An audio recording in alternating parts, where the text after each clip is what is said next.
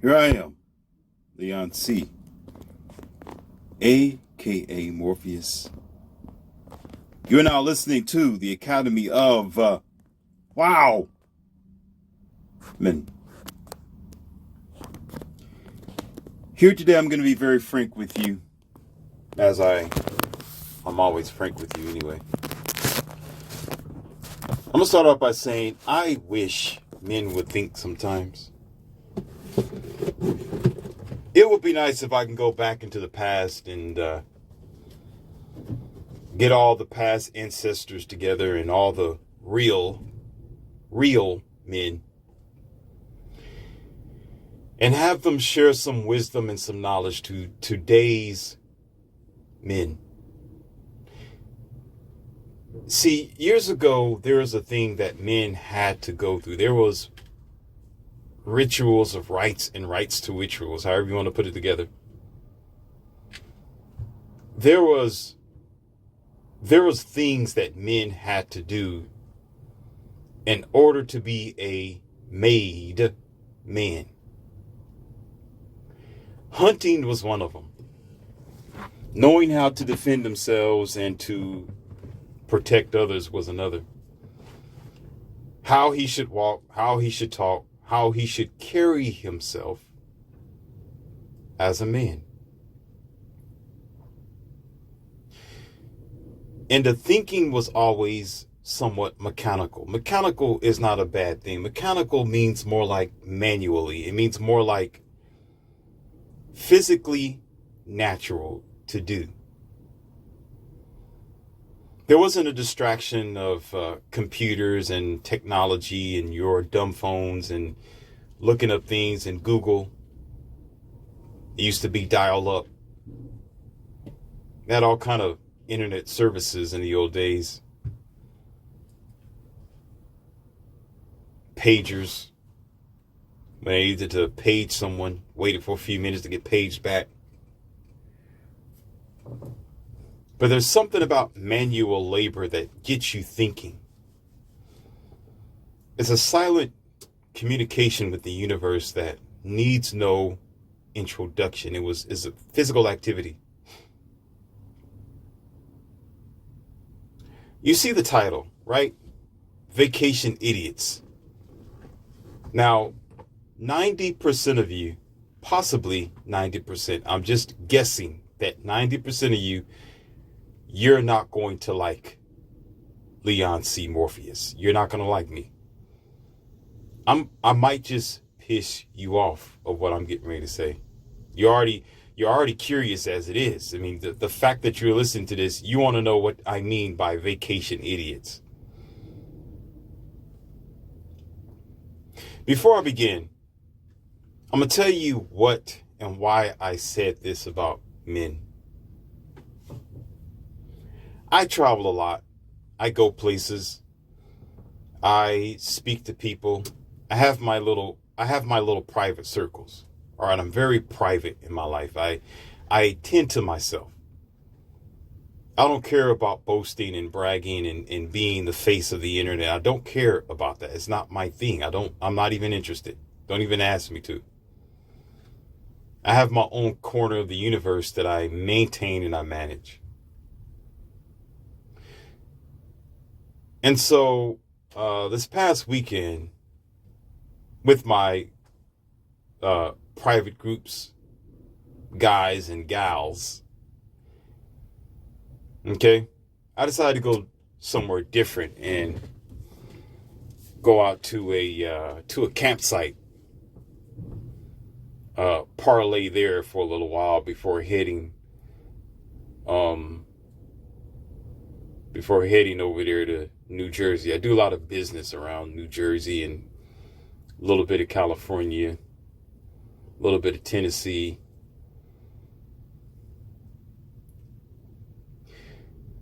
And we was walking in this kind of concession center.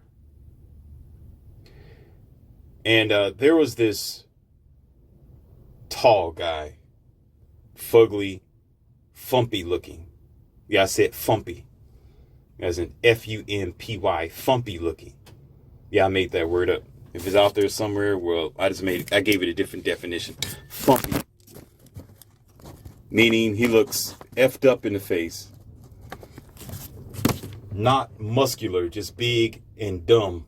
This dummy looking like dude. And I noticed that there was a hornet sitting in front of the door. It was on the corner of the door.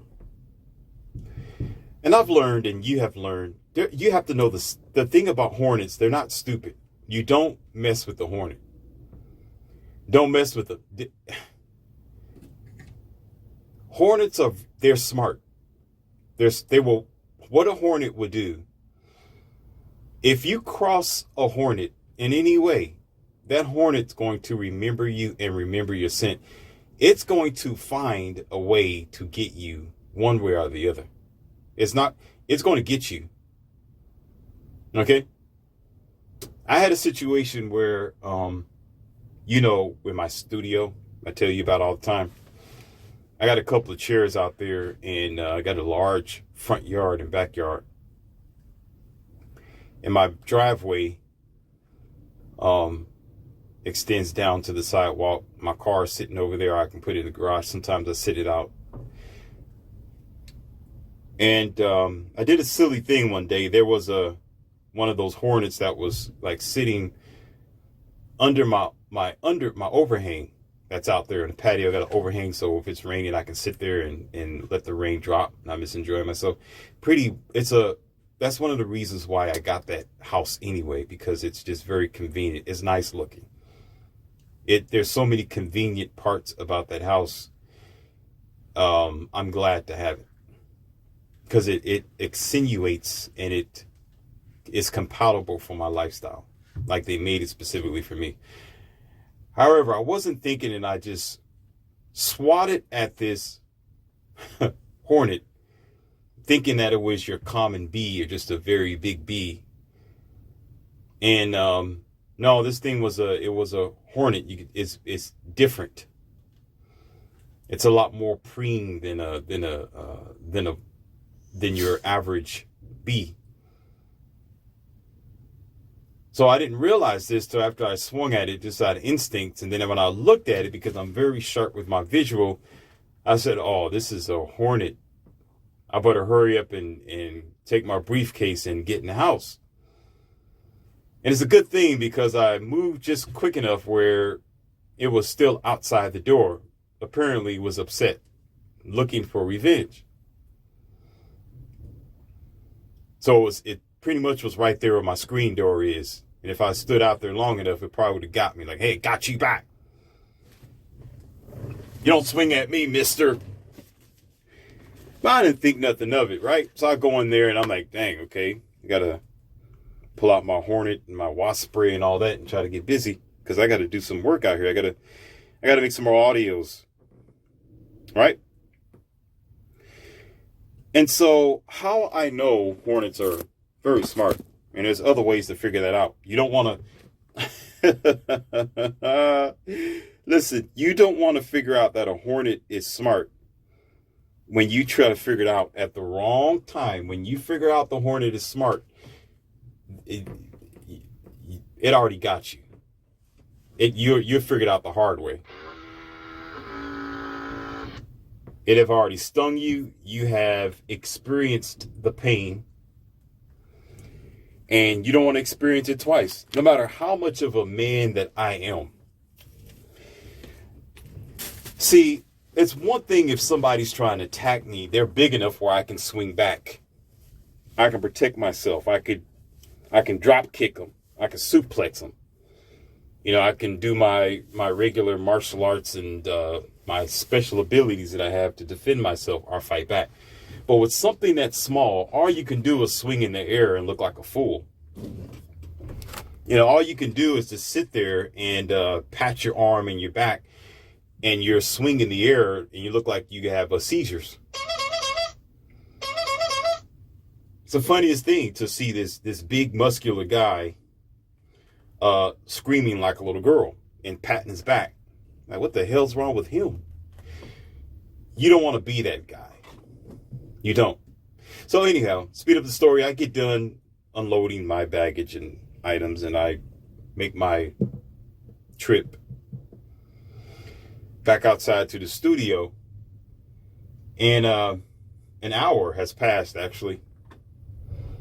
And guess who was outside waiting for me? Guess who was outside waiting for me? Yes, the wasp. I mean, not wasp, the hornet. It was sitting on the edge of the chair. Not where you sit at with your butt, your gluteus maximus. No, it was sitting like on the backrest part, directly on the top, perched. I didn't see it to the last minute. I didn't. I walked up to the chair and I'd see it perched on the chair, looking right at me. I mean, it was, what do you call that? It was angled in my direction and the wings wasn't moving. That means they're ready to attack. When their wings are up, it's almost like the tail of a cat or the ears of a fox or a wolf. It's ready to get you. And then again, because of my senses, I noticed this and I end up backtracking. Of course, I'm going to backtrack no matter how much of a great man I think I am. I'm going to backtrack because I did not feel like feeling the sting of being stabbed like a knife, but miniaturely where you can't do nothing about it. It feels like you being stabbed with a knife. So I get back just long enough where the hornet called itself swooping right in front of my face, where you can hear like zoop, zoop. You know, it's right there, like zoop, right in your face. And of course, I waited a little longer and went out there with a towel and some spray and getting ready to go to war. But by then, it did its job. It told me and showed me that I messed up. You know, I effed up. You know, this is the moment where he realized he effed up. Okay, that sort of scenario. And I began to think like this thing was waiting for a whole hour. That's after I'm sitting down outside in my patio now, studio. Speakers and stuff set up, waterproof speakers and all that kind of great stuff. Anyhow, and I begin to think like they're really smart. They're very vengeful. And they will wait for you. When they're upset, they're mad. They're going to wait for you and get you eventually. Whether you're in your car, you go in the house, they will find you. There was a time, and here's another story, and I'm going to get off these hornets for a minute. There was a time where one wanted revenge so bad, because that's my area. Outside the studio, I'm in the elements. There's wind out here. And the only thing that stops the wind is my my glass windows I put up to block the wind, like wind visors. And so I'm always swatting, I'm always spraying, I'm always doing the best to protect myself and keep it clear out here. But this one time, one of these hornets wasn't going to go away. And they didn't have a nest around there. They just wasn't supposed to be there. And so I supposedly pissed it off to the point where all my doors and windows are sealed pretty good. Somehow, some way, it made its way into my windowsill and was still there waiting for me. It wanted to get at me that bad. I'm thinking, this is crazy. This is crazy. So that'll let you know that hornets you don't want to mess with. You don't want to deal with a hornet. A hornet will kick your ass. And once you get stung by a hornet, you know it's different than a bee or a mosquito. You don't think somebody stabbed you in the back or in your arm or wherever else they sting you. And if you don't have any type of, allergic reactions to this thing, you know, you'll be lucky with this, just a small bump. So now you got the background on this, and I've spoken 14 minutes about it. There's more anatomy and discussions with the hornets and what you can do to try to avoid them. We don't need to discuss all that because this isn't the Discovery Channel here. I can talk about them another day. I'm not fascinated about hornets. Okay, I can spend my time talking about something else. I'd rather avoid them. I don't have time for that. I don't want to deal with something I can't fight back physically. I don't like that. I'm not the type of person to stand there and swat in the air either, and pretend like I'm trying to swing at ghosts. That's not my MO. So anyhow, getting back to this fumpy looking dude. Now, when we were out again in front of this conception sort of building, and I noticed the Hornet was standing there, and I know my experiences with Hornets was sitting in front of the corner of the door, and I wasn't going to mess with it. You know, don't swing at it. Don't act like you're a threat. Just act like you don't exist. You might be fine. You just may escape the situation. You might be able to walk past this thing, and it may fly away from you.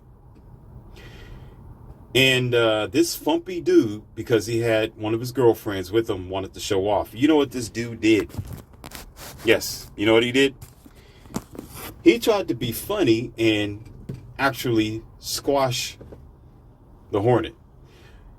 Now, I can go back into my military training. I can go back to my martial arts training. I can go back to my bodybuilding training. I can go back to fighting, street fighting, all that type of stuff, and to gun training. It's the same thing when you deal with anything that, see, to us, to the average person, more like we are more accustomed to fighting, not actually deleting somebody. It usually, depending on where you grow up, what hood, what town that you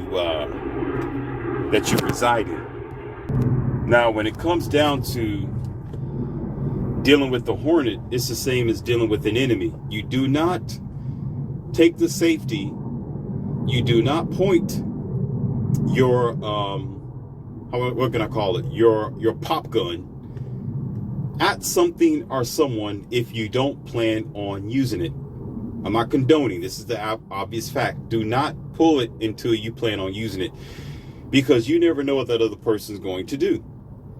You don't play with it. It's not a game. It's not a joke. That's the same with dealing with the Hornet or dealing with some of these animals out in nature. Don't swing at it unless you plan on eliminating it immediately. Because if you let this thing survive, it's going to get you back. It's going to, if you miss your enemy, if you don't aim right, the chances of your survival decreases. And they have the opportunity of finishing you when you have the upper hand or the advantage. So this idiot had gloves on, right? He took one of his gloves off. And I'm thinking to myself, don't you swing at this thing. Don't do it. And before I raised my voice, I said, wait, stop, no. And we were all walking in the same direction where he just happened to be standing. And he picked up the glove and swatted at the Hornet.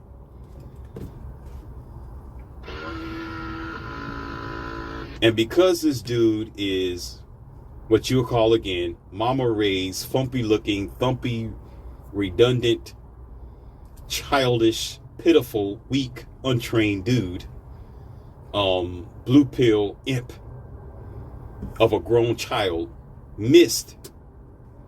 I predicted that he would miss. I predicted that he was going to do nothing but piss off the Hornet. And guess what? The Hornet flies away. Now the Hornet is mad. Now it's looking for revenge. Now, we all have to deal with this mad Hornet now, because we all walking in the same direction. So we are all a threat now. So it's capable of stinging any one of us and the girl that was with him. And I'm always protecting my girls and making sure they're in good positions. So what kind of protector am I to let this fool do something as dumb as this? Now they're upset, looking over their shoulders and looking in corners and looking in the trees, because Hornets will get you like that. They're not stupid. They come up for you from on top of you. You don't even know it. They're above you, or a tree limb is, and they just come on down and zzz, pop, and you're done. And there you go, screaming, running, because you feel like somebody done jabbed you and you can't get this jab out of your skin. And so what made it even more worse is that they went inside of the so-called convention center, but me and my girls, we had to walk back out of the convention center. And guess who the Hornet wanted to attack? Us instead of him. Because he wanted to be the idiot and compromise us for his stupid behavior. This is what I mean by men just don't think. That's why I said in the beginning, some men just don't think. And you know what? Will I be hanging out with him anymore? Absolutely not. Will I see him as a grown man? Probably not. Will I respond to him or trust him? Absolutely not. I'm gonna treat him just like he is, an idiot. Now I gotta clean up his dumb mess. Now I gotta protect myself and my girls for his foolishness. Now let's get back over to the main story here. I'm done talking about hornets. So this is something that we do all the time, ladies and gentlemen. And we're going to talk about the almighty vacation. I've did a lot of studies, and what I have learned through hardship, through time, through vigilance, through conversation, and I told you I get around different places, so it's just not in one state. It's just not in one area. Nor is it my manager experience, because that can be the outlier. Generally, now here, let me go ahead and give you something here before I begin to roast you. Okay? Do what you want to do. You're going to do what you want to do anyway. People make their own choices. You have your own idea of how you want to live your life. Fine. Go ahead and throw the dart in your own foot if that's what you want to do. So I'm not so much of what you would say, so-called social warrior, and I'm here to be the beacon of what you should do and how you are supposed to live. And nor am I God. Of course I'm not. Your perception of God, that is. So it's not to bash you of your own decision of what you do to your time. But you need to understand, this is why I am called Morpheus. It is to give you an option whether you should choose to awaken from your slumber or not.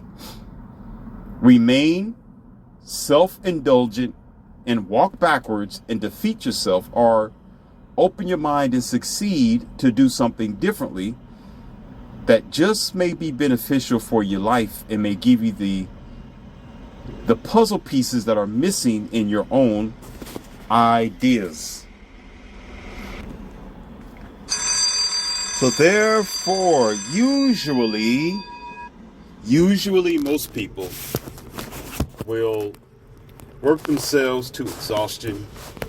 You work all week long, you work for a month, or you work for 3 weeks straight. Or some people will just go ahead and work for an entire 6 months to 7 months, and then they want to go on vacation. Now, I'm not saying that there's anything wrong with vacations. What I'm saying is, oftentimes, we may be going at it the wrong way. I get people all the time who will approach me specifically, stressed out, worried, fumbling, and distorted. They got bags under their eyes. Around their eyes is black rimmed. Their skin look all scaly. And they're frustrated when they approach. Then all of a sudden I hear what they will say on the often is, man, I can't wait till I go on vacation. Or next week, I'm going on vacation. Next month, I'm going on vacation. And there's something that I said to a few of them. And I have a specific story, but I'm going to give it to you probably later. I thought of giving you a actual scenario. But I already figure that you can comprehend this because you do it yourself and you hear other people say that in your own, probably in your 9-to-5 or your working career or your business. You'll hear oftentimes people say, I'm going to go on vacation. I'm going on a week vacation or 2-day vacation or 3-day. So you get my drift. And my return to them, which pretty much always blows their mind, and they can comprehend, is this the average westernized person? the average working man or woman oftentimes. This is what I say to them when they say, I'm getting ready to go on vacation. First of all, I'll ask them why. And they look at me stupid. I mean, first of all, they don't understand why I'm asked the question. I already told you, you know this because you're in the Academy of Wow Men, and you know how I operate as your teacher and your provider of deeper intellectual avenues. Okay? So I asked this question. I know the answer to it. I just want to see. I want them to listen to themselves before I critique them. And so they'll rear back and say, what do you mean? Why? Of course. Here we go. Like I don't know what I'm talking about. Of course. Duh. I'm going on vacation because vacation is good. I'm tired. I want to take a week off. Why are you going to ask a question like that? What do you mean? Duh. You don't know what a vacation is, huh? And I'm smiling because they have no idea that I asked them that question for a reason. It's not that I don't know why they're going on vacation. Who does not know what a vacation is, ladies and gentlemen? I mean, duh. Even a kid will know what a vacation is. You know, it's brought up in movies all the time, in some cartoons. They get an idea what a vacation is. You know, campsite, barbecue, marshmallows, you know, travel, out of town, rest, hot dogs, theme park, right? So I return to them and I say, well, Mr. or Mrs. John and Jane. Well, I know that. I know that's why you're going on vacation. I'm asking you, why are you going on vacation? Listen to what I'm saying. Listen to what I'm saying, ladies and gentlemen.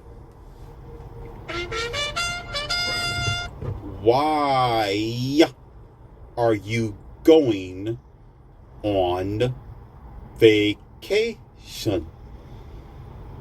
I already know it's because you're exhausted and you're tired. I'm asking you, why are you doing this in general?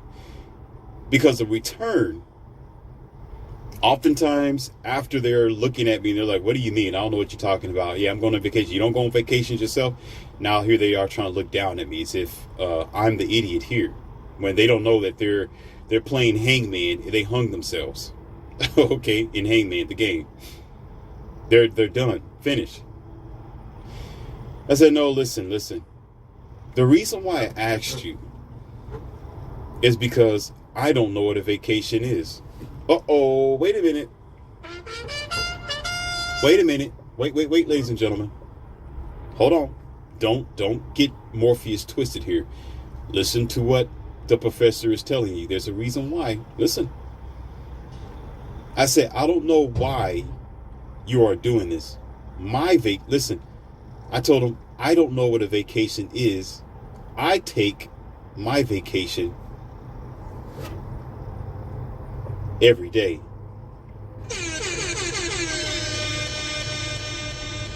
Now, what do you mean you take a vacation every day? You go out of town every day? You campsite every day? What are you doing? I mean, what do you mean? Are you a multi-million-dollar man? Are you retired? What are you talking about, Morpheus? I mean, what?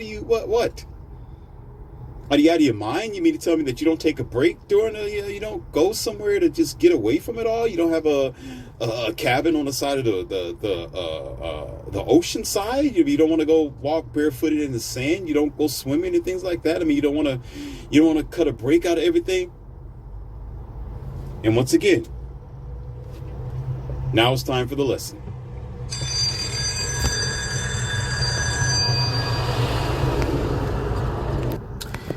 I've told you, ladies and gentlemen, this several times in each audio. I tell you these things for a reason.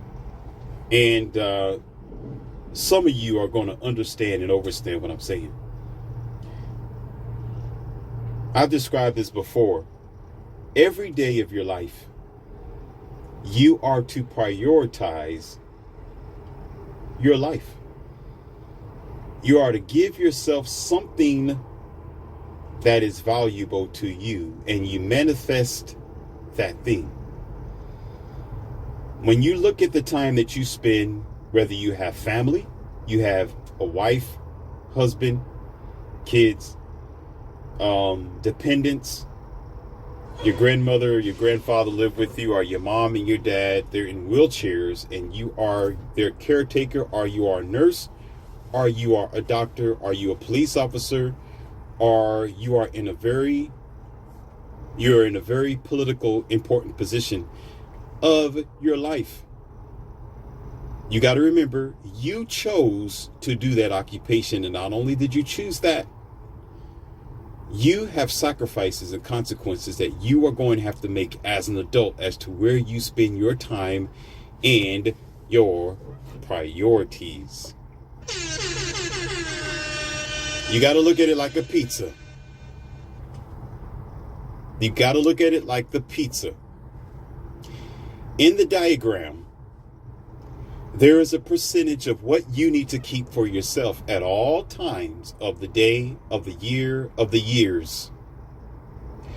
And it should be a protocol. It should be mandatory. It should be demanded. It should be a principle. It should be a standard. And it should be solid like steel in the middle of the winter and in every other season as well, where it will still be planted right there. It's called giving back to yourself. There is, in the average common person, a sense of self, a sense of self-value, a sense of self-principle, a sense where you have to prioritize your time that you will not get back. Time will not return unto you. You have to take time to prioritize yourself by, again, initially protecting that time for you. So you delegate this piece of the pie, whatever percentage that you want or that's important to you, whether it's meditating, whether it's knitting, whether it is going somewhere to sing, whether it is doing bingo, whether it is going golfing, whether it is going on a bike ride, whether it is getting out of town and going fishing, whatever it is, it should be mandatory that this never changes. When it comes to writing, or you got a diary, or you got a book, or you like to read, some of you, not all of you, we're lacking in reading today because we let Google read for us. Sadly but true. But here it is. This is the Shangri-La. I'm gonna give it to you right here. I'm gonna take the bowling ball and I'm gonna throw it right down there to the alley and knock off all pins. Are you ready? It depends on how much you love yourself. It depends on how much you care about you in the mirror. It depends on how much you've pruned, you have guided, you have built, you have engineered the man or the woman that you are today. If you value who that is in the mirror, you're going to do everything in your power, everything that is necessary, everything that is important to maintain what that is to you. So therefore, every time in the day with that percentage that is there, you are taking your vacation. You are doing what you need to do for yourself. You are enjoying yourself. For example, let me give you a small example. I told you I have my group of girls, right? And one day I'm gonna give you a big story about this. I'm gonna talk about it one day. I'm gonna make a lesson out of it because it wasn't easy. There is a deep story behind me and my companions. It's a you'll be surprised. You'll be amazed. And this isn't going to be giving men or some of you women an ideal if you want to do it yourself. This is something that you just have to do. You just have to be built for it.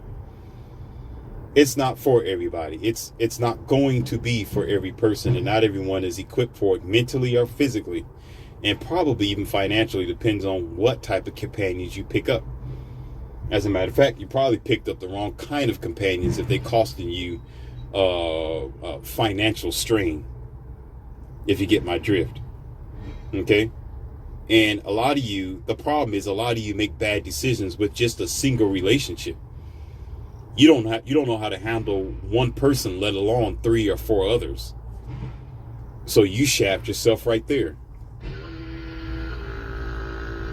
Now, I don't want to go back in time with you, but if I have to explain this to you, you're an idiot. But I already made an audio already, because you don't pay attention in the classroom, and I'm not going to repeat myself. I'm going to make you go back and restudy what I've already taught you as your professor. I've already explained to you why I came up with an abundance mindset.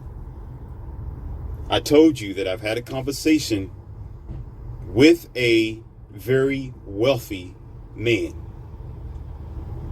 who told me some things with his last breath, on his deathbed, that I would never forget. And ever since then, I've been standing on those principles, and it opened up my eyes and it helped my life. So there's a long story behind this. So anyhow, getting back to this scenario with my companions. Okay. Once upon a time, they wanted to do girls' night out. They wanted to hot girl summer. You know how the girls, they'll linger around each other and they say, we're going to go out and have a good time. We're going to dress up. We're going to put on some makeup. We're going to put on our high heels, and we're going to go hit the town and drink and get our Long Island iced cheese. And iced cheese is funny. Long Island iced teas and Jägermeisters. And we're going to get effed up this weekend. And ooh, fun time. Then, of course, as a RP man, Crimson Capsule individual, understanding and overstanding the MGTOOOOOOOOOW. Okay. I knew that wasn't a good thing, but the way it worked was very perfect. See, let me tell you something. It's not by force. Some things just fall in line. If you're the best version of yourself, life will fall in line with you. That's just the reality of it. When you're the best version of yourself, there's no force at all. It's either is or it isn't. Either you take it or you leave it. And I've always had that mindset. Never chased. Never was concerned. I was never the type of person where I'm going to be concerned for loss or worried that any opportunity would pass me by, especially when it came to women. It either is or isn't. I never really cared. If my girl never liked me, fine. I'll just replace her. I'm not worried about you. Now, she cheated on you. I'm like, oh yeah, really? Good. Hey. Thank the universe, because the faster she leaves, the faster she can be replaced. I was never worried about that. Never. So I always had my setup at home anyway. I've already had stereo system. I already got a really big front room floor. I already got drinks in the drinking bar and all that type of stuff. So I never worried about that. To me, it's like, oh, you want to have fun? Cool. So at the time, it was only 2 companions. I told you it's a big story. I'm going to share it with you later on in the future. I'm going to get it together and pull out my album, and we'll have this conversation and fill you in on these things. Not to teach you how to do what I do, just to tell you a little bit more about how this came to be, because it's a very deep story. But anyhow, it was 2 of my companions at the time, and they were describing where they wanted to go out and have girls' night out.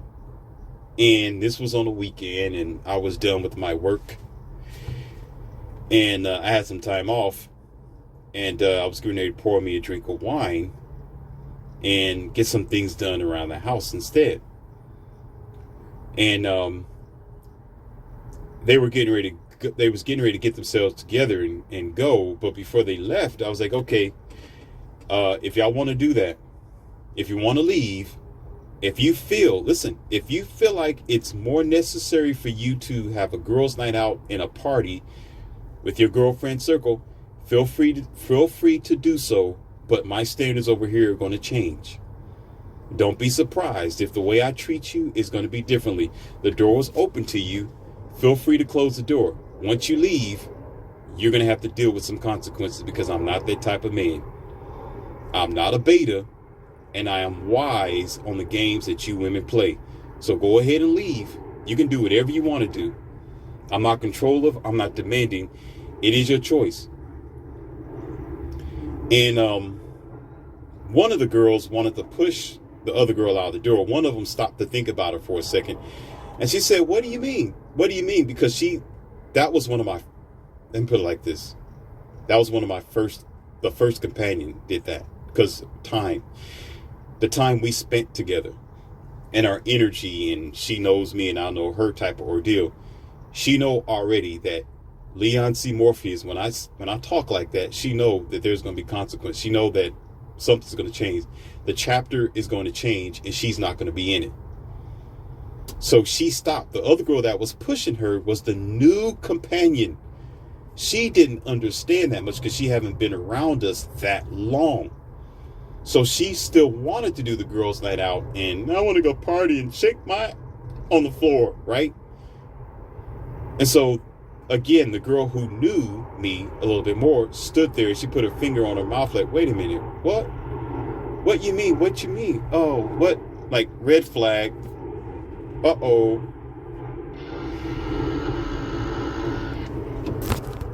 So I did something, ladies and gentlemen. I did something that just came natural. It's just what I do. I didn't force anything. My stereo was right there where, I'm not going to describe my whole house to you. I got several areas to the house, but where my drinking bar is, there's a big TV. I can relax right there, but I can go to the front room. But I sat down on the chair and I turned on the radio where there was some R&B music playing, and it was danceable R&B music. It was relaxing R&B music that you can actually dance to if you want to, when you drink a little bit more, and hey, I could, drop it like it's hot type of ordeal. So that one companion that was hesitant to leave said, hold on, girl, wait a minute, hold on, girl, hold on. And she shoved a little bit to go past the other girl, and she said, can I have something else to drink too? Nothing heavy, just a little bit of wine or something like that. I'm like, okay, cool. She said, ooh, I like this song. And she started dancing just a little bit, and the other girl was still standing by the doorway with her arms crossed, evaluating the interaction.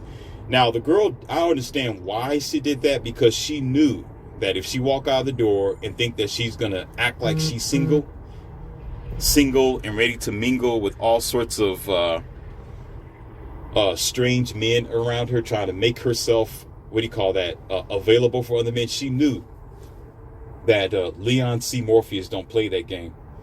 She walked out the door, she's done with. So she came back because she knew, wait a minute, let me hesitate and think about this for a minute, because it may not be worth it. So that's why she didn't mind walking back over there and, hey, let me have a drink and let me linger around a little while and dance to this, and maybe I might be making a mistake, because I could be walking out on an opportunity of my life. Because I've been with you for a long time. We've been companions. We know each other. Why would I want to mess this up? Right?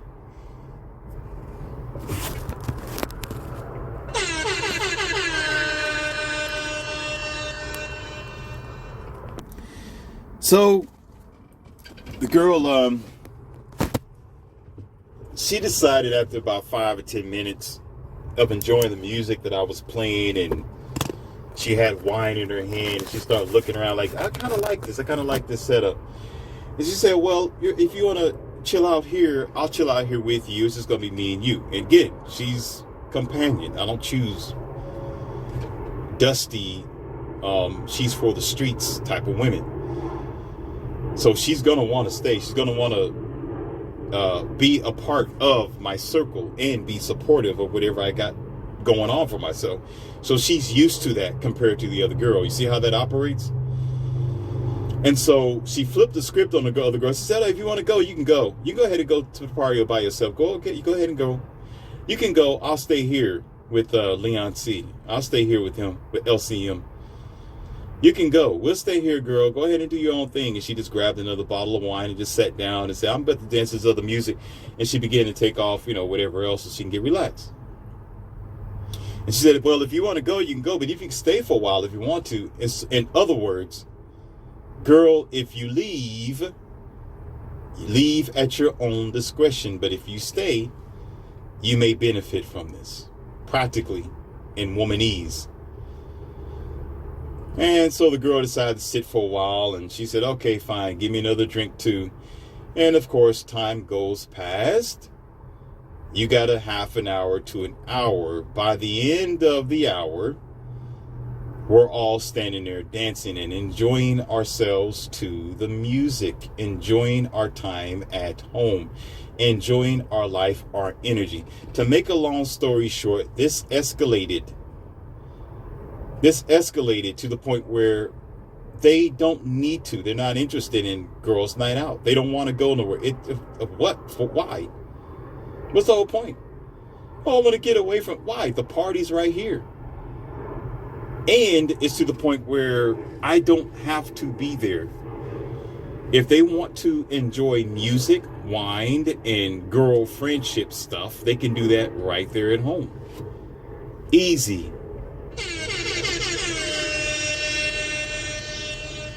And so whenever we want to enjoy ourselves, get geezied up, be in a place of safety, dance, and all that old great stuff that people typically do when they want to go out and let their hair down, we do it right there at home, in the exclusion, in the privacy of my home, in the peace of my home, where there's no intruders, there's no men trying to get at them to try to get their number and try to squeeze into their life, because they're not going to tolerate it anyway. Come on, please. They're not ratchet. They're not your typical modern American type of girls. These women got value. They don't play that type of game. So therefore, in order to avoid what they don't want, in order to avoid negative attention, in order to enjoy their life, in order to be at peace, they have learned to bring that peace at home, to keep it at home, and to remain virtuous as I met them to begin with.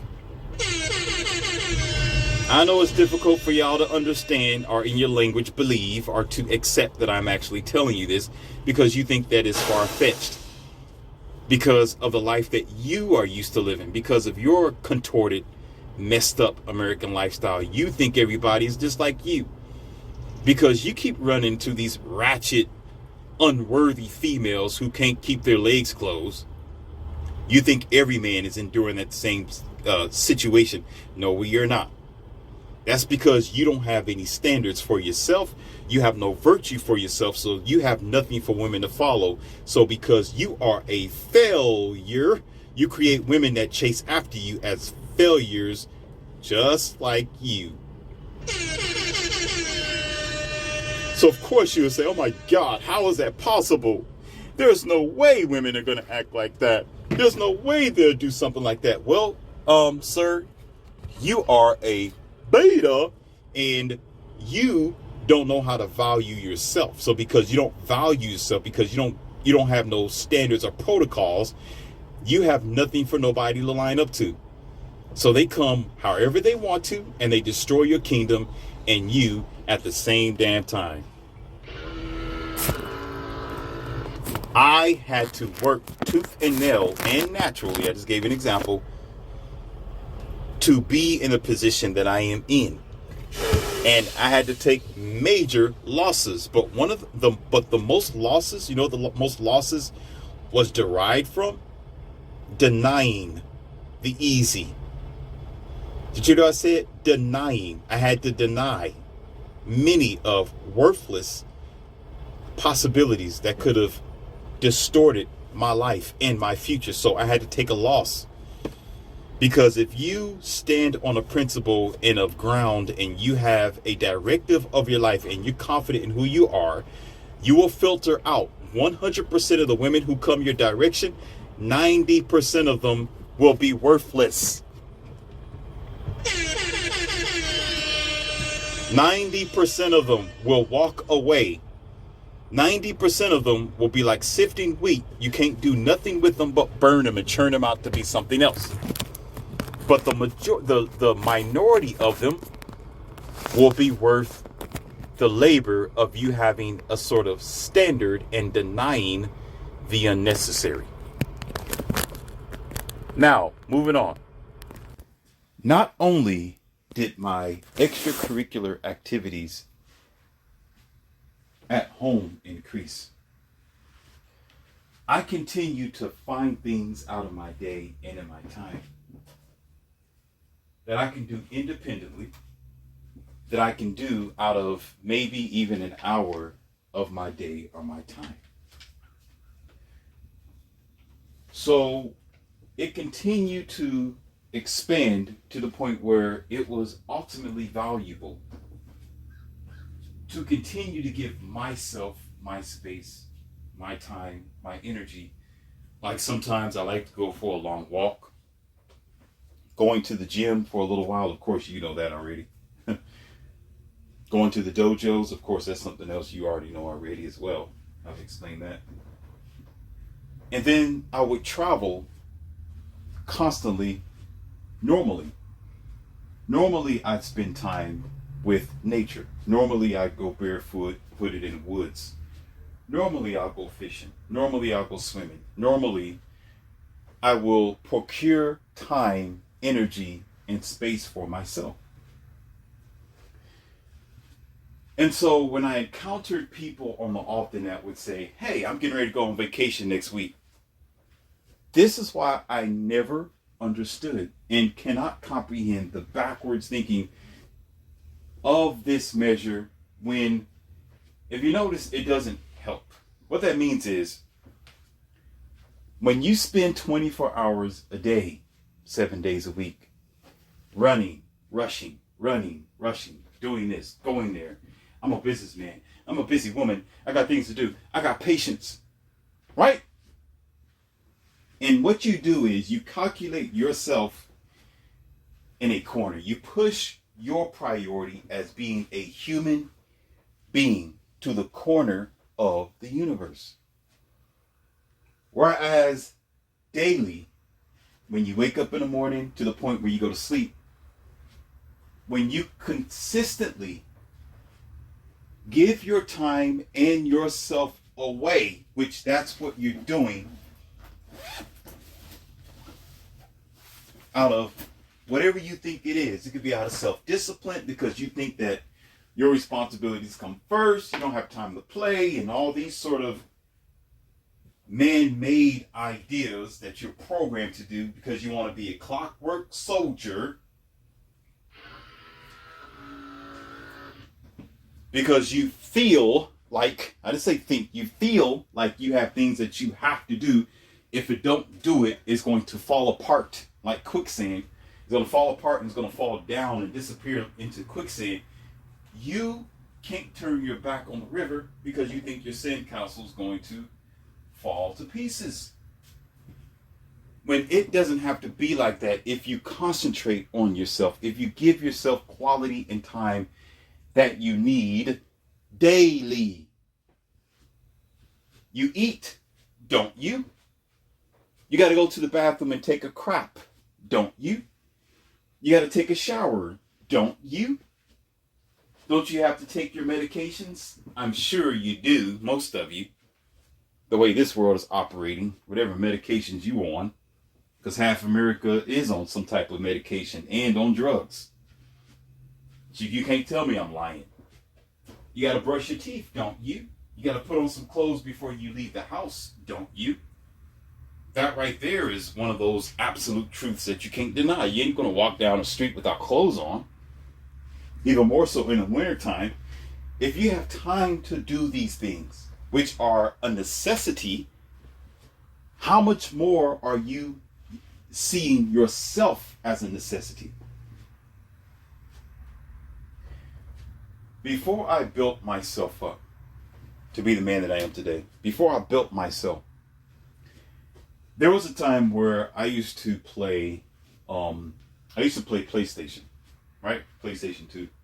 That's when PlayStation 2 was hot.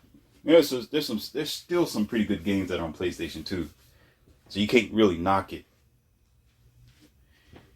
And there was a couple of buddies of mine who I didn't know too much about RP, but I was aware of a lot of things. They wanted to go out to the clubs. They wanted to go and party down, or go drinking, or go somewhere and shoot some pool, or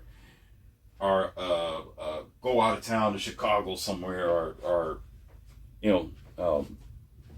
San Diego, California for a couple of hours, and just extra things, right? And I practice self-discipline and begin to tell these guys on often, no, I'm not going, or I'm not interested, or I'll turn down their offer. And of course the shaming language comes. Oh man, you're a couch potato. You know, you're always stuck at home. You're a hermit. Why don't you leave and do something? Why don't you go out and go places and hang out with the boys and do something different? Now, you would think mingling is a bad thing. It's not. It's okay. You would think, yeah, it's good to get out of the house and go somewhere and, go places. Well, that's not the problem. This isn't psychology here. This isn't when you are stuck in a home and you need to get a breather. That's not what I'm talking about. What I'm talking about is self-discipline, where you have to tell yourself, no. Concentrate on building your party at home. Be your party at home. So I denied them and began to focus on building myself and enjoying what gives me happiness, what gives me peace, what gives me an escape from my everyday. Isn't that what a vacation is? Isn't a vacation an escape?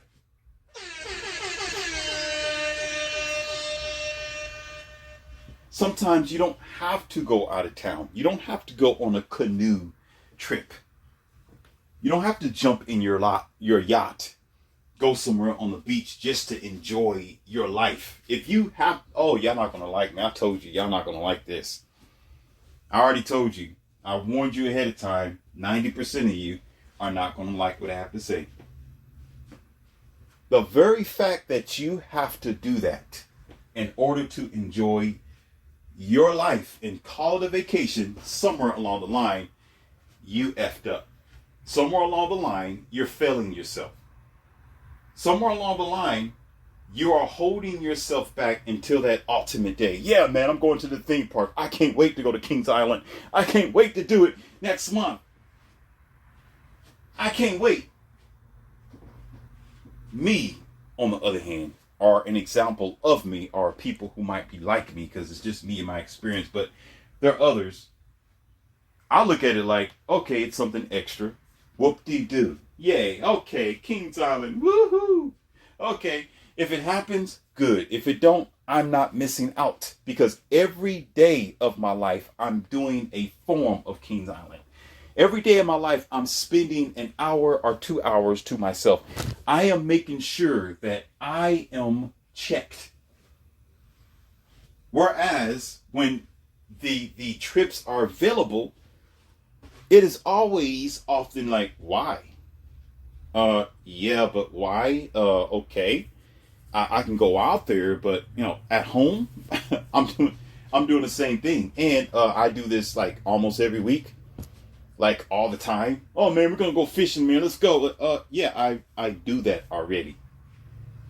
Man, we're gonna go take a walk. We're gonna go to the forest and do some hunting. And we're gonna, man, dude. I do this. I do this already. The whole point of the matter is this. Let me go ahead and change the chapter up for you.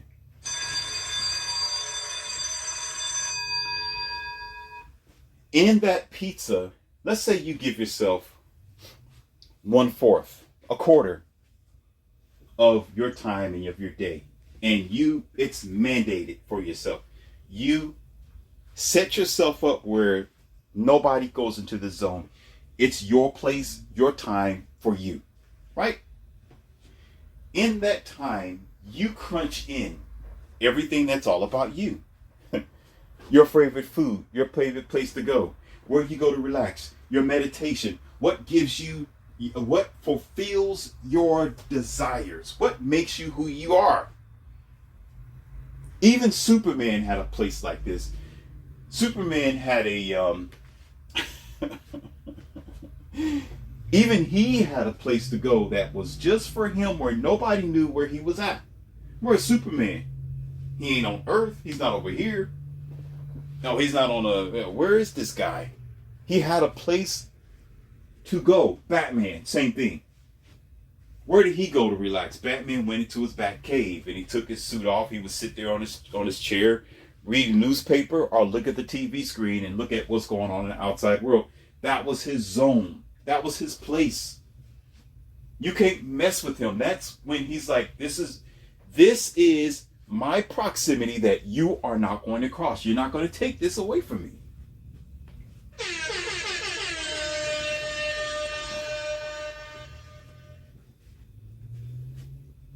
And I'm pretty sure every president have a room where you're not allowed in. It's their place of comfort to get away from it all.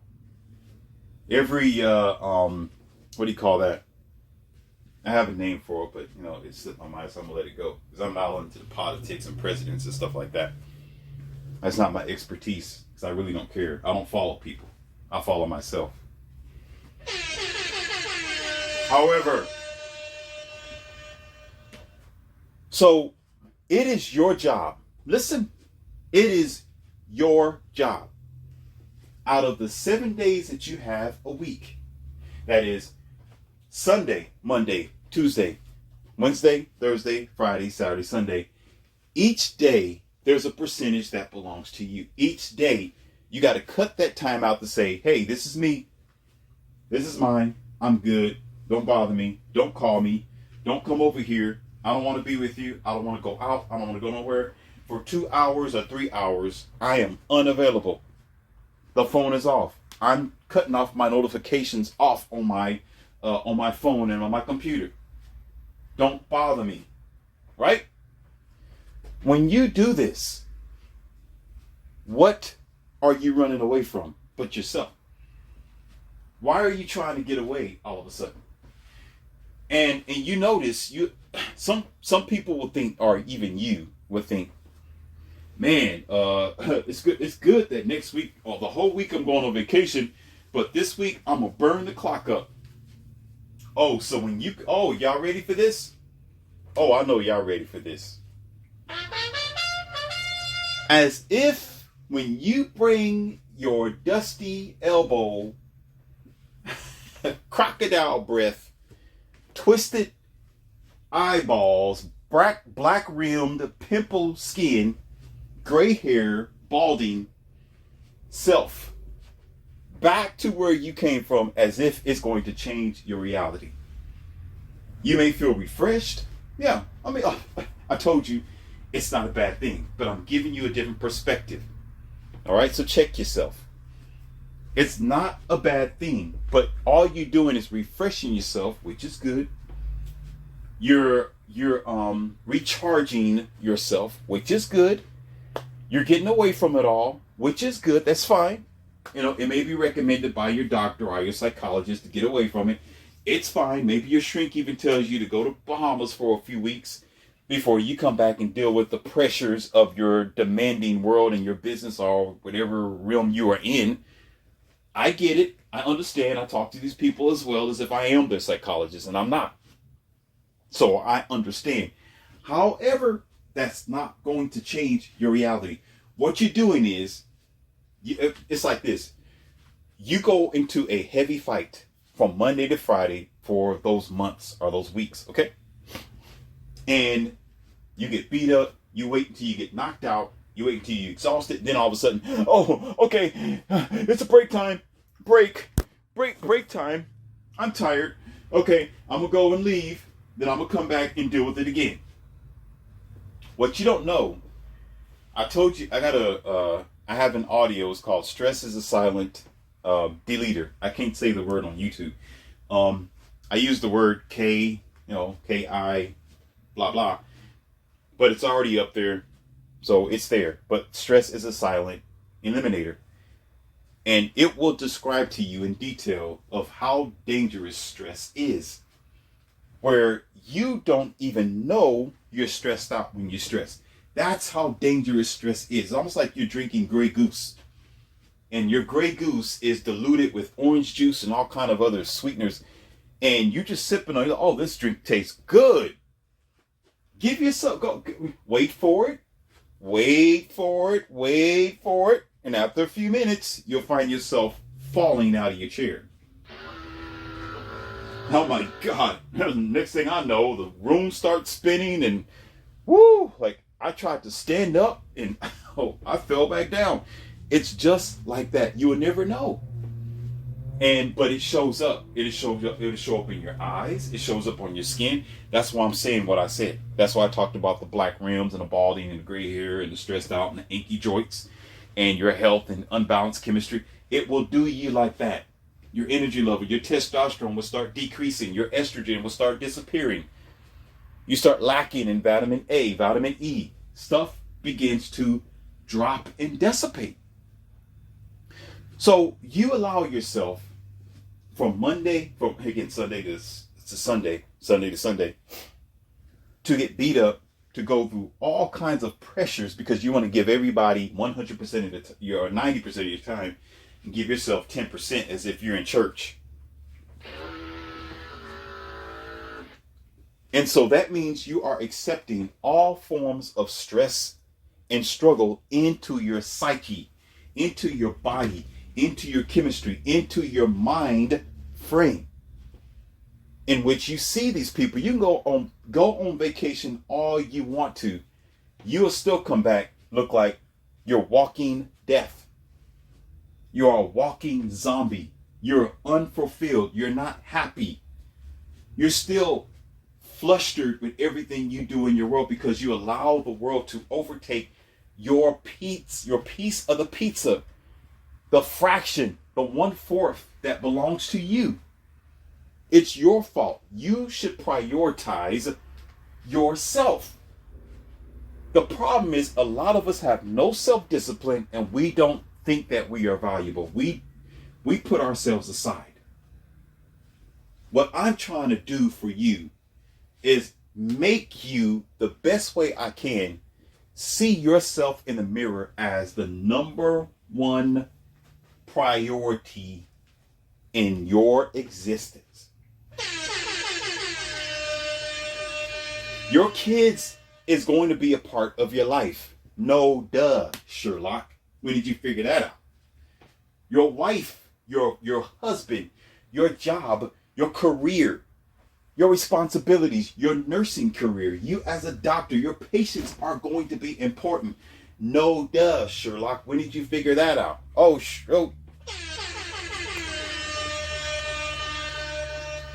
But when everybody else is being fulfilled and they are capsulating on your time, on your energy, on your attention, you need to make sure that you are in the circulation as well.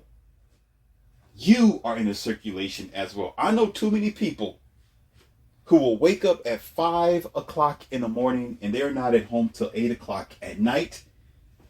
And the only thing they have left for them at home is a couple of bowls of something to eat, some soup, and they go take a shower, and they go on the couch and they sleep right there. Then they have to get themselves prepared for bed. They'll wake up in the morning and do it all over again from Monday through Friday, and come Saturday and Sunday because you ignored yourself, because you have no hobbies, because you have no interest, because you put yourself aside on the back burner, because you tacked on and teetered more responsibility than what you can handle You find yourself spending your Saturday and Sunday trying to catch up to the chores that you ignored. And now all of a sudden, keep on doing it. All of a sudden, you find yourself complaining, talking about, God, I never have enough time to do what I want to do. I don't have time to do this. I don't have time to go there. I just don't have time for myself because you, bozo with the red nose, you neglected yourself. Therefore, you will end up the one talking about, I need a vacation. I need to get away from it all. Let me go out of town. I need to go to Florida for a few days or a few weeks or a few months. I want to quit my job. I'm just tired. I'm tired of working all the time. Well, slow down. Slow your self-defeating self down. Pump your brakes. You're doing it to yourself. You need to learn how to value your time. And as you value your time, you give a majority or minority or however much that is feasible or decent or fair or balanced or good enough where you can handle every other responsibilities to yourself. When you do such thing, you will find out that needing a vacation is just a vacation. It's not an escape. It's not as if you need to get away. It's not therapy. It's not as if it's going to change your life because you're giving yourself, it's called ventilation, ladies and gentlemen. Can I make it clear to you? You can understand? It's called ventilating. No car that I know of, besides the electrical cars, even they have some type of cooling system. You need a cooling system. In your gas combustive engine car, they have a fan that ventilates and cools down the antifreeze before it reaches the engine to cool the engine down. And with that, there is an air dam as well, so the car can suck in fresh air to continue moving you to your destinations. Without ventilation, the car is going to catch probably on fire, or is going to lock up the engine, or in some cases probably even explode because of the extensive heat and the gasoline is combustible. So it needs to ventilate. The same as you in your life. If you build ventilation, when you build time for yourself, when you give yourself breathing room every single day, not just because it's Friday, Saturday, oh, it's Friday, time for me to go out, you're a bozo. Bozo. You know why I say that? Some of you know about this. When you work a 9 to 5, Monday to Friday, you notice when Friday come, everybody's rushing. You notice how the streets are more packed than what it used to be on Monday, Tuesday. When you be like, wait a minute, where everybody come from? Like, what? They all packed down in the middle of the street and the major roads, and they all on the highway. Like, whoa, wait a minute. You can't even get where you need to go because everybody's on the same road that you on. Because everybody, the majority of them, not everybody, the majority of them are all trying to rush to suck up this remaining time that they didn't give to themselves. It's freedom now. Now I'm free to go do whatever I want to do. And then come Saturday and Sunday, they're doing the moronic thing. All trying to catch up with their responsibilities and the tasks that they couldn't get done during the week. And now you have congestion. Now you got a little bit of frustration. And now the streets are filled with all sorts of strange people going places. Why is this? Why is it a habit? Because you forget yourself. Because every day you don't ventilate. And what happens on Fridays, Saturdays, and Sundays? Sometimes there's a combustion situation. That's right. Especially on Friday. A combustive situation. And it may be different for you. I don't know. It may be different from you, whatever town, the state, and city that you live in. Come Friday, you meet the most angriest and the most happiest people. Some of the happiest people, they know they're getting ready to have a good time and shake their butt. They know they're getting ready to do something that they're not going to regret come Monday. Okay, they know it. But then you meet the most angriest people because they're in a rush to hurry up and finish what they didn't do come that past Monday that dwindled on all week long. It's a very ridiculous sight to see, and it's a very pitiful sight to see as well. These people they cut you off. You have a rush hour. You have rush traffic, congested traffic. People want to run all over each other. They want to cut you off. They want to cuss you out. They want to flick you off with the middle finger. Why? Because guess what? Not only are they rushing to their extracurricular responsibilities, they're also, ladies and gentlemen, frustrated from the whole week. They didn't give themselves any ventilation. Any ventilation. This is why, if you ever ask me, and when I just explain it to you, when someone say, you know what a vacation is? Have you ever been on a vacation, Leon C. Morpheus? That's why I'm going to look at you like you stupid and say, what the hell are you talking about? What are you talking about, man? What are you talking about? What are you talking? You can go, but you take your funny ass and go vacation all you want to. I'm good where I am. You trying to figure it out. I already figured it out. Go find Jehovah somewhere. You sit down, do whatever you need to do. I don't care. The hell, smoke a blunt. Whatever you need to do to figure out yourself. I've already figured it out. Oh, we're getting ready to go to the theme park over here and go, Six Flags. And okay, yeah, that's cool. I'll go if the time is right. If it's good and timing works just right for me, I'll go. But I'm not going to die without being there. It's not going to be the end of my freedom or my time, because I can go there Monday, Tuesday, Wednesday, Thursday, and Friday if I want to at my own leisure, because I made it a permanent requirement in my life. Oh man, we're gonna go to the Kentucky Derby this year. You gonna roll with me, man? Come on. I'm good. Yeah. I'll think about it, and if I want to do it, I'll do it. But until then, I can wait till next year. Man, what are you talking about, man? It's a whole year, man. They gonna come around again. Dude, first of all, shut up and calm your squirrely ass down and listen. I do what I want to do all the time. See, even when you're working on a job, a 9-to-5, you still need a corner of the world to yourself. That's why it's mandatory for them to give you maybe sometimes a 30-minute break or an hour break or something like that. And then you have before work and you have after work. And you have the remaining of the day for yourself. You still have the opportunity to you gotta find a way. There, again, I gotta refer this conversation to Jurassic Park, because some of you watched the movie. In Jurassic Park, when they were trapped in the SUV, and the guy, I think he was I don't know what he was, a psychologist or something like that, with the black hair and the glasses on, and he was playing that game with the girl, and he put a drop of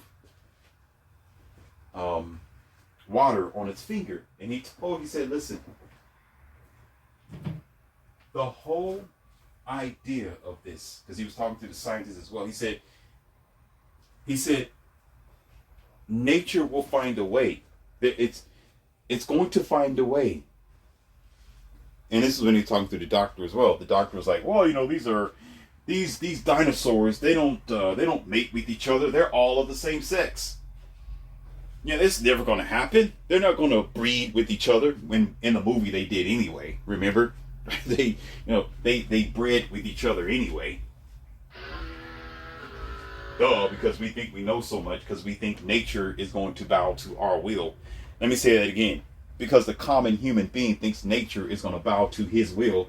That's why there's such thing as a RIP over your 6 feet dive into the abyss, because you want to be there, because you think you can control nature. Until you learn that, you're going to keep taking a dive into the 6 feet abyss. Anyhow, the whole point of the matter is you're going to find a way, because it's important. It's vital to you to find a way to etch time for yourself. even if it have to be in the bathroom for 15 minutes, whatever it may be. If you do not give yourself time and space, eventually you are going to crack. That engine is going to crack. That engine is going to break down. It's going to blow up. It's going to catch on fire. That viscosity in between in your life, which generates stress, turmoil, and depression in your body and on your mind, that will encroach on you inch by inch, merging on every minimum of a scale where you cannot even detect it, will eventually become the thing that's going to put you in the hospital or put you away permanently. Because when you neglect yourself, nobody else is going to bring you back but you.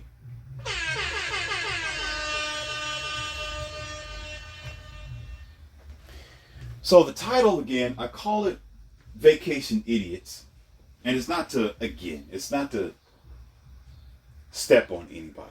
It's not to make you think that I know everything and you're an idiot because you decided to do it. It's okay and it's fine for you to do that. But it's a pattern for most people. For the most angriest people. It's a pattern. And I hear it all the time.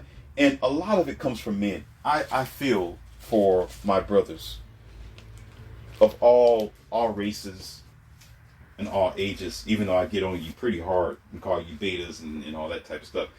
But I feel for you men because oftentimes I hear them constantly, I'm tired, man, bro. It's like, I'm exhausted. Dude, man, I just want to get home. I'm going on vacation next week and I got to keep doing this. The burden of performance is heavy. And I got to constantly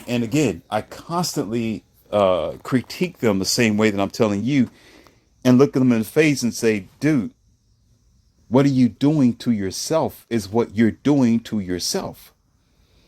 You have to save time, make time, fight for your time and your space for yourself. Nobody's going to fight for it for you, man. I work like 12 hours a day. I'm a trucker. That's what I do. I don't get home until, the crack of, till everything is done. My wife, my kids, all asleep. Okay, who told you to do it? Who's forcing you to go out there and do it? Well, I got to make my paper and my bread and all that. Okay, well, you need that because you have increased the requirements of your life by buying a certain type of house, buying a certain amount of responsibilities that you got to pay per month. You got to keep the light bill going. You got to keep food on the table. You have all sorts of requirements. This isn't my first rodeo, buddy. I know about this dumb stuff. Are you a kid or are you stupid? You don't have to explain it to me. You have increased your requirements, so therefore you have to work 3 times harder. And make more money to provide for the life that you decide to take on. I don't, that's where the idiot comes from. That's where the idiot is underlined in this vacation idiot. Because I don't comprehend people who do these things to themselves. It's like if a person go out there and buy a Mercedes Benz. And the Mercedes, you pay it off, it's yours. You have certain insurance programs, yes, but now you got to pay expensive Mercedes-Benz maintenance on this car. And you struggle every now and then. And you frustrated. You're like, oh my God, I got to spend this money. And I got to take care of that. And I got to do this next week. And blah, blah, blah, blah. I'm like, well, who told you to go out there and buy a Mercedes-Benz? And not only did you go out there and buy a Mercedes-Benz, you're not a mechanic. You don't know nothing about your Mercedes-Benz. You never changed an oil since the last time you went to the bathroom.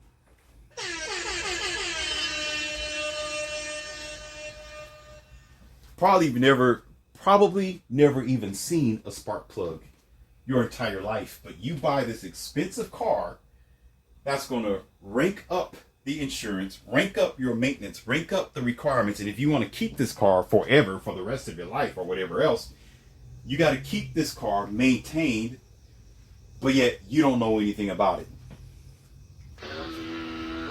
And now you're struggling. Didn't you remember Grandma and Grandpa told you you only bite off what you can chew? Huh? You remember that? You know, you eat what's on your plate. You can't put the whole plate on your fork. You got to nibble at it. That's the same as what you do in your life. Some people go out there and they'll buy the most expensive house, the most expensive car, the most expensive clothes, the most expensive this. Oh, I just want to show off. Yeah, I know. I know it's $129,000, but it's okay. I'm on a budget. I had to get a loan for it, but you know, it'll be paid off in the next 6 years, 7, 8. And you're in debt now because you're so worried about your credit, which is fine, but you're still suffering the same process. You don't even know if you're going to pay it off in the next 5 years. Then you lose your job, dummy, because you decide to go out there and do that. And all it is transportation, or all it is a place for you to rest your head. And you go above and beyond, and now you want to demand more out of your employer or your society because you need that money to provide you from your lustrous, unthinking, illogical, pig-like lifestyle. Because you just gotta have it. Oh, you gotta have it. You wasn't thinking about it, you was feeling about it. Not thinking, feeling about, oh, everybody else is buying this car, so I'm gonna do it too. Oh, I want to show off, so I'm gonna do my house this way, and I gotta have it because, you know, I wanna have kids one day and a big family, so I'm gonna buy this huge house. Oh God dang. And she moves in and she takes the house from you, and you still gotta pay on it while she's living in it. I don't get it. I don't get it, and I probably never will. You can't even explain it to me. It's stupid. Oh, I get it. Wait a minute. Oh, wait. Oh, I almost forgot. Dumb Morpheus. I'm the idiot here.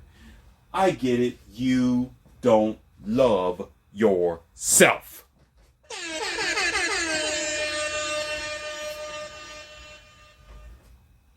Bottom line.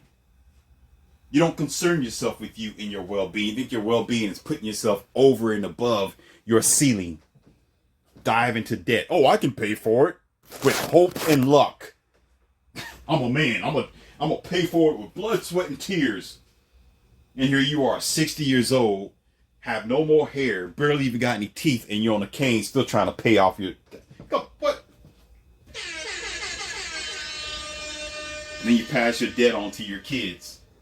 You need to go ahead and work too, even though I sold the farm, which are missing teeth. Even though I sold the farm, and you have no assets.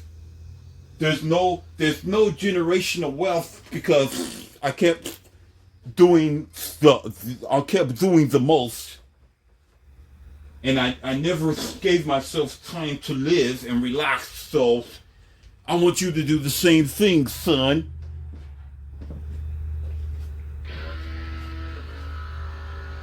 Genius. Yale should be ashamed of itself for breeding people like that.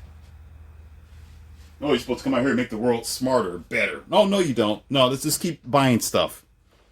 Let's keep on adding stress to ourselves. Oh, I can deal with this for a year. In 2 years, or 2 months, or 2 weeks. I'm going on vacation in the next 2 months. Do you know you may not even make it in the 2 months period? You might end up in a road rage situation where you done had it up to here and somebody cut you off. You jump out underneath your pretty little Mercedes and you want to fight somebody with your scrawny arms. Because stress will do you like that. Are you in a hospital needing transplants? You're in a hospital because your doctor need to give you medications and depressants and pills and all kinds of administration because you let stress get to you because you're like, oh, I'm going to give myself some breathing room in 2 months. Really? Go ahead and do a car like that. Drive it, no ventilation, no antifreeze. Go ahead and pour it out and go for 2 months and see what happened to you. We're gonna find you on the side of the street somewhere, or probably in a mortuary, burnt up. So why would you do that to you? Why would you do it to yourself? It don't make sense, right? Why are you doing it to you? Every day of your life, you are important. And that's what I'm trying to tell you. I've told you that in almost every audio, is to raise up yourself, not to be egotistical and with full of pride and narcissism. Oh, it's all about me. It's all about me. I'm the most important person in the world. Come praise me, honor me. You're supposed to look up to me. I'm the best. I'm superior. That is not what I am talking about. Don't play stupid over here. There is a modesty to this. There is a balance to this. There is doing just what it takes, which is enough, to make sure that you are provided the necessary mental, physical, and spiritual nutrition to keep yourself flowing daily. And being able to respect and uplift others, not look down at them at the edge of your pointy or your rickety, stinky, booger-filled nose. You got me? We need to start checking ourselves. The way that we have been living for a long time in the westernized world, we need to start rethinking this because it's not working. That's why the stress levels is more, statistically, it's more than what it used to be. It's not just because of the demands of the world, because people are forgetting that they're human beings. Maybe you're not. Maybe you're not. Maybe you're a machine. Maybe you have finally succumbed your ultimate self to be a transhuman. Instead of understanding, you need to take this thing one day at a time. Pace yourself. When you're running, you're breathing in, out, in, out, in, out. This is a very necessary audio. I didn't want it to be like an hour and 31 minutes. Goodness, I'm going to have to break it in half. But you get my drift here. You clearly should understand by now. If you have to do that, if you have to say, well, I'm going to take a vacation, in a month from now or 2 weeks from now. Listen, I get that sometimes you want to travel. That's fine. I mean, if there's reasons behind it, who am I? I'm not the master of the universe. Well, at least your universe. So it's not up to me to tell you when and how, if it's wrong or if it's right. What I'm telling you is to pace yourself. Look at what you are doing. Why do you have to do it? It shouldn't be where I have to take a vacation.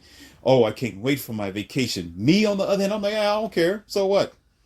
Oh, next week you could take a break, Morpheus. Oh, okay. All right. Well, if it's here, that's good. Thank you. But I do this anyway. Like, yeah, okay.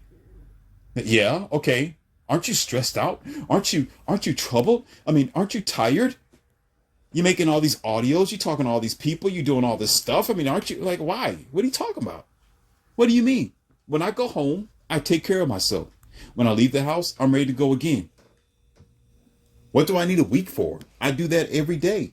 What are you talking about? I give myself that quarter, that 1/4. And I can push it further if I want to. It don't have to be a quarter.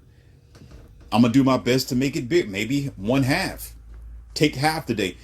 Part of the day is for others. The whole half is for myself as well. Split this thing in half. The more you give to yourself, the better. So if you can push it, but don't decrease it. If you can expand it, by all means, expand it. If you can, if you make it 3/4, make it 3/4. Do it. Take the entire pizza if you want to. But the whole vital part about it is you're giving to yourself. Every day should be an adventure. Every day you learn something new, aka Einstein. Every day you are evolving. Every day you got a new concept. Every day you're not just doing the same monkey dance that you usually do.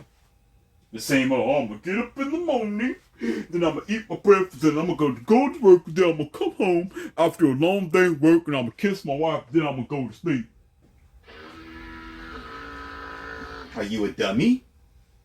The hell with that. Oh, when I come home, I'm going to take my shirt off, throw my shoes in front of the door. I'm going to go into my special room and start messing with my bonsai tree. Putting posters on my wall, polishing my trophies, going outside to play with my Harley Davidson and ride it for about 2 hours, and go drink a beer, and go talk to somebody, play a chess game, laugh, joke, stand outside like with 4 men like King of the Hill, and then I'm going to come home, and probably by that time it's 10 o'clock at night, then I'm ready to do it all over again. I just lived. Hell, you think you talking to?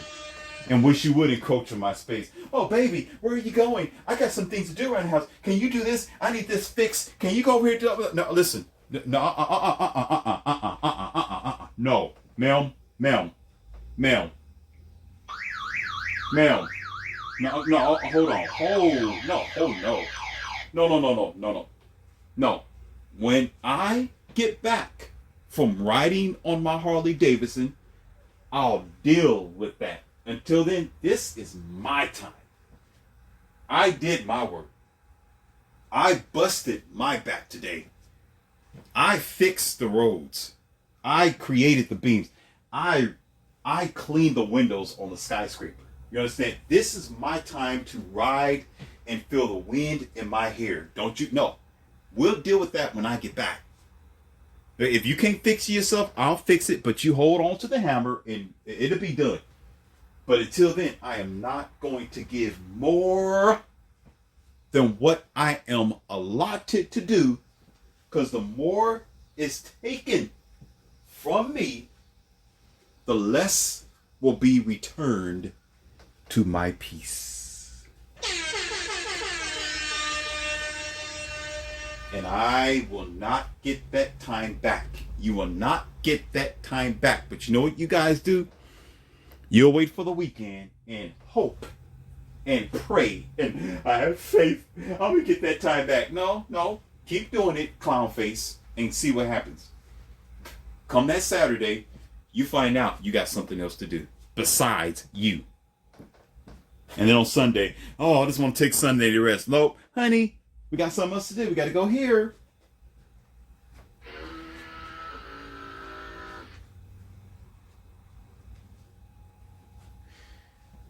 I'm going to go ahead and end this lesson today. And like I always say, I have more for you. I could have broken this down a little bit better. There's more examples. Like I said, maybe in the future, I'll describe my companion situation. It's going to blow your mind. It's a very good story. I laugh at people. I laugh at men when they look at me like I have 3 heads. Like, what? What did you just say? Like, wait a minute. Who you think you are? I'm like, I'm just a man. What do you mean, man? Man, you ain't famous, man. You ain't no Drake or no Chris Brown, man. I'm like, oh, no, you're right. I'm not. I'm me. That's who I am. And the girls love it because I'm me. I'm not trying to be like nobody else. I'm not trying to line up to anybody else's status or protocol in order to get what I want out of this life.